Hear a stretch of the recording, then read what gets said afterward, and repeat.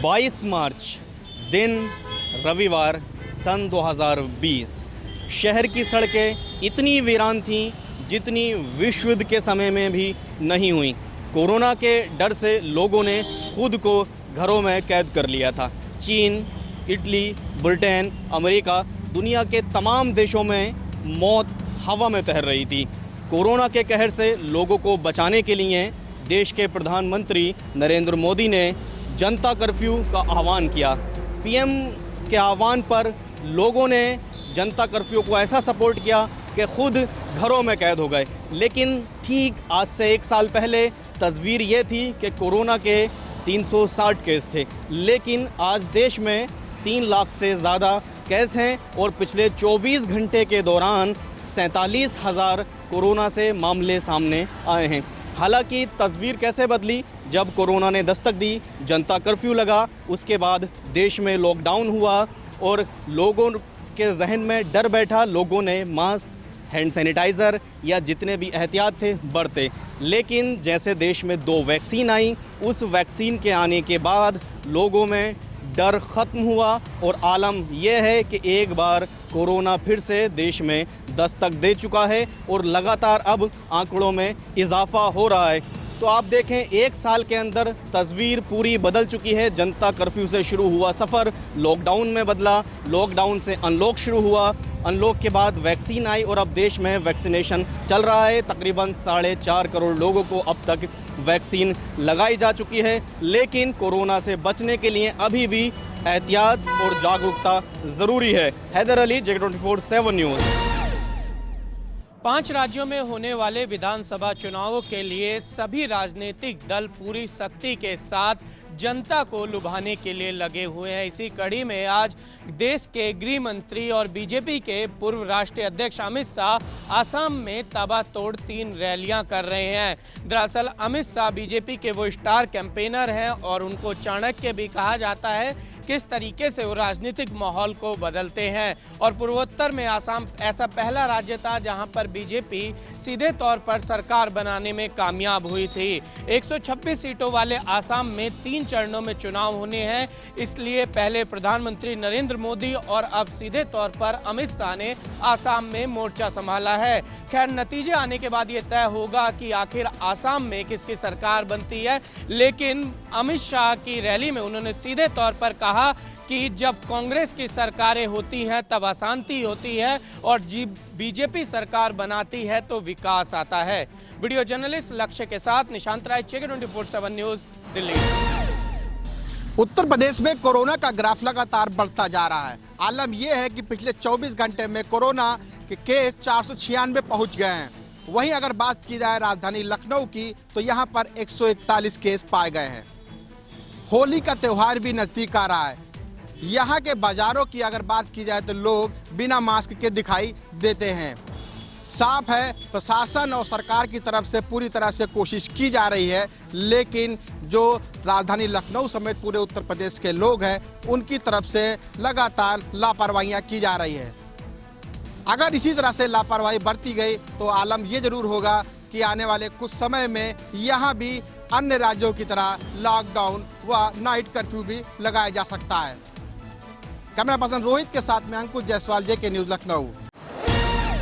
देश भर में कोरोना का संक्रमण लगातार बढ़ता जा रहा है। आंकड़े 40,000 से पार हो चुके हैं। अगर हम बात महाराष्ट्र की करें तो महाराष्ट्र में लॉकडाउन जैसी स्थिति हो चुकी है। पंजाब जैसे तमाम ऐसे प्रदेश हैं जहां पर लगातार रात्रि में लॉकडाउन लगा दिया गया है। लेकिन जिस तरीके से कोरोना का संक्रमण लगातार सभी प्रदेशों में बढ़ता जा रहा है, ऐसे में लगातार केंद्र सरकार और राज्य सरकार के सामने चुनौती ये खड़ी हो गई है कि एक बार इसी समय में, पिछले समय में जो कोरोना का संक्रमण बढ़ा था, अब फिर उसकी दर बढ़ गई है। एक तरफ वैक्सीनेशन चल रहा है और दूसरी तरफ संक्रमण का बढ़ता हुआ दायरा लगातार सरकार के लिए मुश्किलें खड़ी कर रहा है। आपको बता दें कि दिल्ली में भी जो लगातार कोरोना का संक्रमण है, 500 से ऊपर के आंकड़े लगातार निकलते जा रहे हैं और आज का जो आंकड़ा है वो 800 पार कर चुका है। ऐसे में निश्चित तौर पर जिस तरीके से कोरोना का संक्रमण बढ़ रहा है, ऐसे में कहीं ना कहीं सरकार के सामने मुश्किलें हैं और कोरोना संक्रमण को निजात दिलाने के लिए और साफ तौर पर इस पर रोक लगाने के लिए सरकार कितना कारगर साबित होती है, ये देखने लायक होगा। सहयोगी राहुल के साथ केशव मिश्रा, JK24/7 न्यूज़, दिल्ली। उत्तर प्रदेश को शर्मसार कर देने वाले हाथरस कांड में अब एक नया मोड़ आया है। जिसको लेकर के उत्तर प्रदेश के विपक्षी दलों ने बीजेपी को आड़े हाथों लेना शुरू कर दिया है। जिस कानून व्यवस्था को मुद्दा बनाकर बीजेपी उत्तर प्रदेश में आई थी, उत्तर प्रदेश की सत्ता पे काबिज हुई थी, अब उसी कानून व्यवस्था को लेकर के विपक्षी दलों ने बीजेपी पे निशाना साधना शुरू कर दिया है। बसपा सुप्रीमो मायावती का आरोप है कि हाथरस कांड के गवाहों पर दबाव बनाया जा रहा है कि कोर्ट में गवाही न दी जाए। कहीं ना कहीं उन्होंने इस ट्वीट के बाद बीजेपी के सुशासन पर उंगली उठाई है। अब देखना यह होगा कि उत्तर प्रदेश की योगी सरकार कानून व्यवस्था को दुरुस्त रखने के लिए आरोपियों पर कितनी जल्द कार्रवाई करती है। लखनऊ से कैमरा पर्सन रोहित के साथ अक्षत जोशी। भाजपा के लिए चुनौती कम होती दिखाई नहीं दे रही है। भाजपा शासित उत्तराखंड के सीएम बदले जाने के बाद अब कर्नाटक के सीएम की भी बदलने की मांग तेजी से उठने लगी है। दरअसल भाजपा के बागी विधायक बसनगौड़ा पाटिल ने कर्नाटक के मुख्यमंत्री बीएस येदियुरप्पा पे निशाना साधते हुए कहा है कि 5 राज्यों के चुनावों के बाद कर्नाटक के नेतृत्व में बदलाव निश्चित है। अगर पार्टी उनके नेतृत्व में चुनाव लड़ती है तो हार तय है। गौरतलब है बसनगौड़ा पाटिल ने तब से बागी रुख अपनाया है जब से मुख्यमंत्री बीएस येदियुरप्पा ने अपने मंत्रिमंडल का विस्तार उनके बिना किया है। लेकिन जिस तरीके से पार्टी में लगातार एक के बाद दूसरे राज्य में मुख्यमंत्री बदलने की मांग उठ रही है, वो यकीनन भाजपा के लिए एक चिंता का विषय जरूर है। जेके 24/7 न्यूज के लिए दिल्ली से उज्जवल कुमार की रिपोर्ट। हरिद्वार कुंभ पर एक बार फिर से कोरोना का खतरा मंडरा रहा है और केंद्र सरकार ने भी कोरोना के खतरे को लेकर आशंका जाहिर की है। 16-17 मार्च को केंद्रीय टीम ने हरिद्वार का दौरा किया, जिसके बाद केंद्रीय सचिव ने उत्तराखंड के स्वास्थ्य मुख्य सचिव को पत्र भेजकर हरिद्वार कुंभ पर बढ़ते कोरोना के खतरे को लेकर चिंता व्यक्त की है। साथ ही केंद्रीय जो सचिव है उनका कहना है कि जिस तरीके से 12 राज्यों में कोरोना का संक्रमण लगातार बढ़ रहा है, वहां पर संक्रमित लोगों की संख्या बढ़ रही है।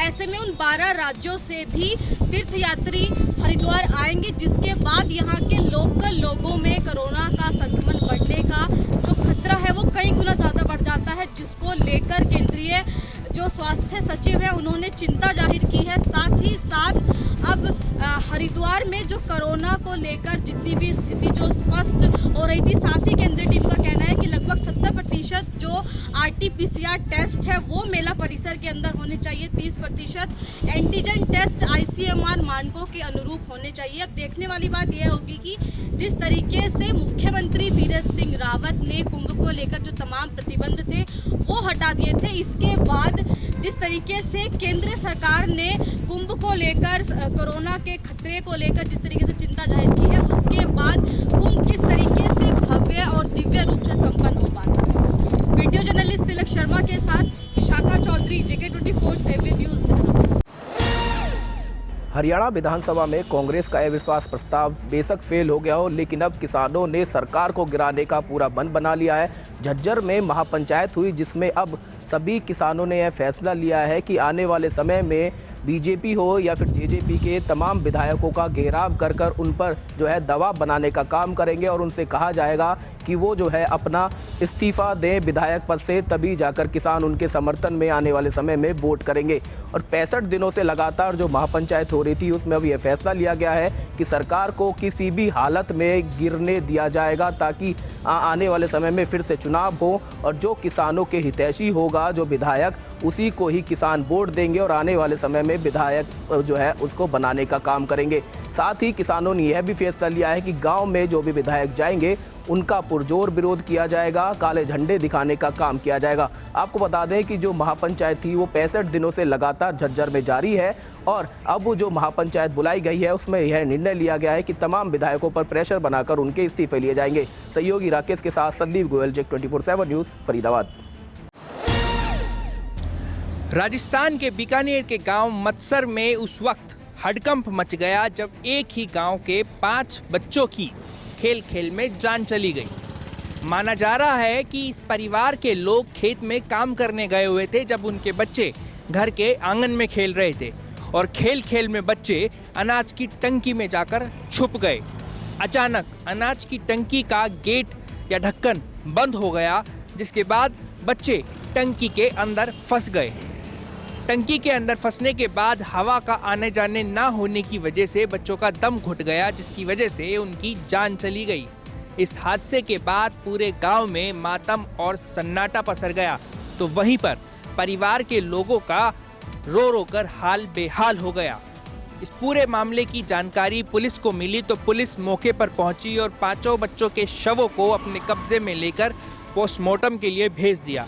पोस्टमार्टम की रिपोर्ट अभी आनी बाकी है, जिसके बाद पता चल पाएगा कि बच्चों की मौत की असली वजह क्या थी। कैमरामैन शानू के साथ कपिल गोड, JK24 न्यूज़, गुरुग्राम। भारत, चीन और पाकिस्तान ये ऐसे देश जिनके बीच इस वक्त संबंधों में तल्खी है, लेकिन जल्द ही आपको ये तीनों देश एक साथ एक सैन्य अभ्यास करते हुए नजर आ सकते हैं।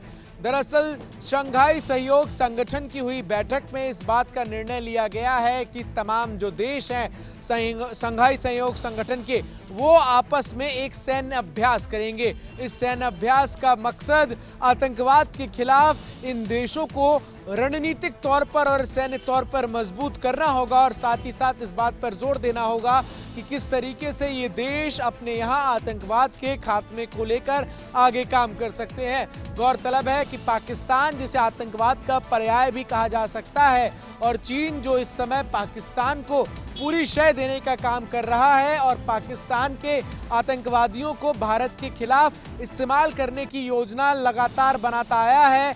ऐसे में इस संयुक्त सैन्य अभ्यास में तीनों देशों की सेनाओं के शामिल होने से इस बात के कयास भी लगाए जा रहे हैं कि आने वाले समय में इन तीनों देशों के बीच संबंधों पर जमी तल्खी कम होती हुई नजर आ सकती है। इसके साथ ही साथ संयुक्त सैन्य अभ्यास में शंघाई सहयोग संगठन के अन्य 6 देश भी शामिल हो सकते हैं, जिसमें रूस प्रमुख तौर पर सबसे बड़ा नाम निकलकर सामने आया है।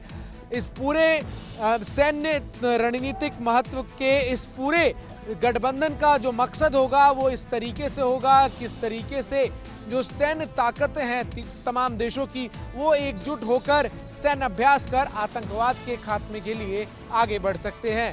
कैमरामैन लक्ष्य के साथ मैं चंदन भारद्वाज, JK24 न्यूज़ के लिए। उत्तर भारत के कई राज्यों की तरह आज पंजाब, चंडीगढ़ और हरियाणा के अंदर भी मौसम ने करवट बदल ली है। आज सुबह से पंजाब, हरियाणा और चंडीगढ़ के अलग अलग इलाकों के अंदर बारिश हुई है और इस बारिश के बाद मौसम बेहद सुहावना लग रहा है। मौसम विभाग के अधिकारियों की माने तो पंजाब, हरियाणा और चंडीगढ़ के अंदर कल भी इसी तरीके से बारिश होती रहेगी, लेकिन सबसे बड़ी बात यह है कि कई जगह पर ओलावृष्टि होने की संभावना है। मौसम विभाग के अधिकारियों का कहना है हरियाणा और पंजाब के अंदर कई जगह पर गर्ज के साथ जो है वो छींटे पड़ सकते हैं और इसी बीच ओलावृष्टि भी हो सकती है।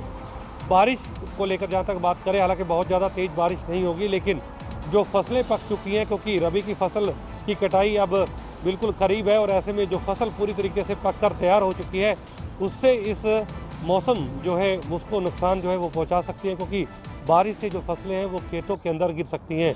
हालांकि हम ये कह सकते हैं कि पिछले कुछ दिनों से जो लगातार मौसम का तापमान जो लगातार बढ़ा हुआ था, ऐसे में अब बारिश होने से मौसम सुहावना जरूर हुआ है और इससे लोग ठंडक महसूस कर रहे हैं। कैमरामैन मोहन के साथ मैं नवदीप छाबड़ा, JK24 न्यूज़, चंडीगढ़।